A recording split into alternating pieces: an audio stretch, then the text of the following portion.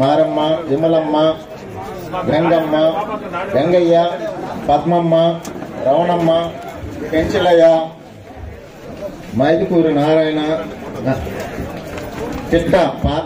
పిట్టు పార్దయ్య, సుబ్బరామయ్య, పోలయ్య, శివయ్య, నరసింహారావు, ప్రేమకుమార్, సునీతమ్మ.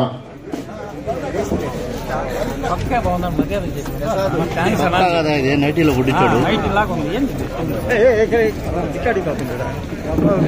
అయితే మంచిదే కదా.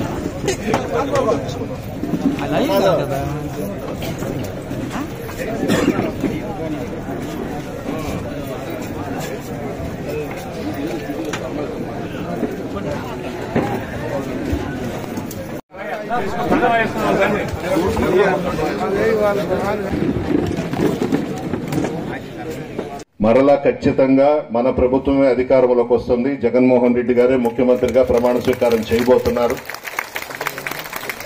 ఎవరు చెప్పినా వదిలేసేయండి, వాళ్ళని భగవంతుడు చూసుకుంటాడు. ప్రతి ఒక్కరికి ఆలోచన రావాలి. మీరు పోయి 10 మందికి చెప్పే విధంగా ఉండాలి. రాష్ట్ర భవిష్యత్తు ఆలోచిస్తున్నాడు. ఈ రోజుకి ఎలక్షన్ వస్తుందంటే అందరూ మేనిఫెస్టో చూసుకునేది. గతంలో ఇందాక ఎవరు చెప్పినారు 70 రూపాయలు పెన్షన్ ఇస్తున్నప్పుడు రాజశేఖర రెడ్డి గారు వచ్చి 200 చేసిన తర్వాత, జగన్మోహన్ రెడ్డి గారు మేనిఫెస్టో విడుదల చేసిన తర్వాత అప్పుడు గుర్తుకొచ్చి ఈయన 1000 రూపాయలు చేశాడు. మళ్ళా 2000 అనేది లాస్ట్ మంత్ 2000 ఇచ్చి దిగిపోయినటువంటి పరిస్థితి. అదే మన ముఖ్యమంత్రి గారు నేను 3000 ఇస్తాను, 2000 నుంచి దఫాల వారీగా చేసి నేను మళ్ళీ ఎలక్షన్కి వచ్చేదానికి మీకు 3000గా పెంచి నేను మీ దగ్గరికి ఎలక్షన్కి వస్తా అన్నాడు. మాట చెప్పిన ప్రకారమే మన జనవరి నుంచి 3000 రూపాయలు కూడా పెన్షన్ ఇస్తా ఉన్నాడు.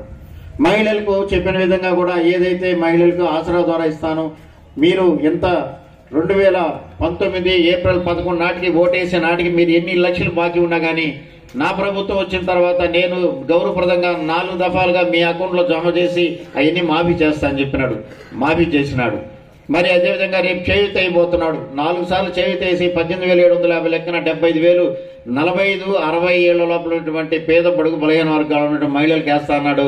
రేపు ఎల్లుండి కూడా అది కూడా బట్టన్ నొక్కి వేయబోతా ఉన్నాడు.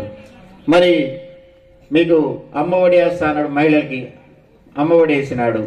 మరి చేదోడు మరి ఏదైనా సరే మహిళల ద్వారా ఈ రాష్ట్రంలో 31 లక్షల పట్టాలు ఇస్తే ప్రతి ఒక్కరు కూడా మహిళల పేరుని ఇచ్చినటువంటి ప్రభుత్వం ఏదైనా ఉందంటే వైఎస్ జగన్మోహన్ రెడ్డి గారి ప్రభుత్వం. మరి ఇన్ని చెప్పుకున్నటువంటి మనకు వెసులుబాటు ఉంది. మరి ఆ పార్టీకి ఏమి లేదు. ఈ పార్టీ అయితే రాజశేఖర రెడ్డి గారు గుర్తుకొస్తున్నారంటే పాత రోజుల్లో ఫీజు రీఇంబర్స్మెంట్ ఎవరు పెట్టారంటే రాజశేఖర రెడ్డి గారు, ఆరోగ్యశ్రీ ఎవరు పెట్టారంటే రాజశేఖర రెడ్డి గారు, ఉచిత విద్య ఎవరు ఇచ్చారంటే రాజశేఖర రెడ్డి. ఒక్క పథకం అయినా సరే ఈ యొక్క చంద్రబాబు నాయుడు గురించి ఒక్క పథకం అయినా మీరు ఒకసారి ఆలోచించారా? ఎక్కడైనా స్థిరంగా ఒక్క పథకం ఈ పేద ప్రజల గురించి ఒక పథకం కూడా ఈ రాష్ట్రానికి ఏదైనా పంపించడం దాఖలా ఉన్నాయా? ఒకసారి ఆలోచించండి. చదువుకున్న విద్యార్థులు ఉన్నారు, పార్టీ సీనియర్ నాయకులు ఉన్నారు, స్థానిక సంస్థల ప్రజాప్రతినిధులు ఉన్నారు. ప్రతి ఒక్కరు కూడా గ్రామాల్లోకి వెళ్ళండి. ఈ 2 నెలలు ఇప్పటి వరకు మనం 4 సంవత్సరాల 10 నెలలు ఎమ్మెల్యే గారి చేత పనిచేయించుకున్నాం. రాబో రోజులు ఇంకా ఈ 60 రోజులు మనం కష్టపడి పనిచేయాలి. ఈ యొక్క మండలంలో చూసుకుంటే దాదాపు 14 పంచాయతీలు ఉంటే మన గవర్నమెంట్ వచ్చిన తర్వాత గౌరవ శాసనసభ్యులు గారి యొక్క నేతృత్వంలో ఇంకొక పంచాయతీ మనం అదనంగా చేసుకున్నాం. సో 15 పంచాయతీలు ఉన్నాయి ఈ యొక్క మండలంలో. ఈ ఎంపీటీసీలు 14 ఎంపీటీసీలు ఉన్నట్టున్నాయి. అన్నీ కూడా స్థానిక సంస్థల్లో దరిదాపు మనమే కూడా 95% మనమే ఉన్నాం. మరి సర్పంచ్లు అయితేనే, ఎంపీటీసీలు అయితేనేమి, ఎంపీపీ, జడ్పీటీసీలు అందరూ కూడా మనోళ్ళే ఉన్నారు. కాబట్టి మనకు ఎలక్షన్ చేసే ఒక టీం ఉంది. మరి ప్రతి గ్రామంలో పటిష్టమైనటువంటి మన కార్యకర్తలు ఉన్నారు, నాయకులు ఉన్నారు, పార్టీ సీనియర్లు ఉన్నారు, ప్రతి ఒక్కరు ఉన్నారు. దానికి తగ్గట్టు మన ప్రసన్న కుమార్ రెడ్డి ఇప్పుడే మీరు అందరూ చెప్పాల్సిన అవసరం లేదు. ఏంటంటే మరి నియోజకవర్గంలో అంటి పెట్టుకుని మరి నియోజకవర్గం అభివృద్ధి మరి ముఖ్యంగా తీసుకొని నియోజకవర్గంలో ఉన్నటువంటి అక్కడ ముఖ్యమంత్రి వేస్తున్నటువంటి సంక్షేమ పథకాలకు మరి ఇక్కడ మన ఎమ్మెల్యే గారు చేస్తున్నటువంటి అభివృద్ధి కార్యక్రమాలు ఆ 2 కాకుండా ఇంకేదన్నా ఇబ్బందికరంగా ఉంటే ఆయన సొంత నిధుల నుండి వాళ్ళ తండ్రి గారి పేరుతో చారిటబుల్ ట్రస్ట్ మీద మరి ఎంతో ఖర్చు పెట్టి మరి ఎలక్షన్ కోసం ఖర్చు పెట్టి కొంతమంది రేపు ఎలక్షన్కి వస్తారు, మేము ఇంతిస్తామని చెప్తారు. కానీ ప్రసన్న కుమార్ ఆ విధంగా కాదే.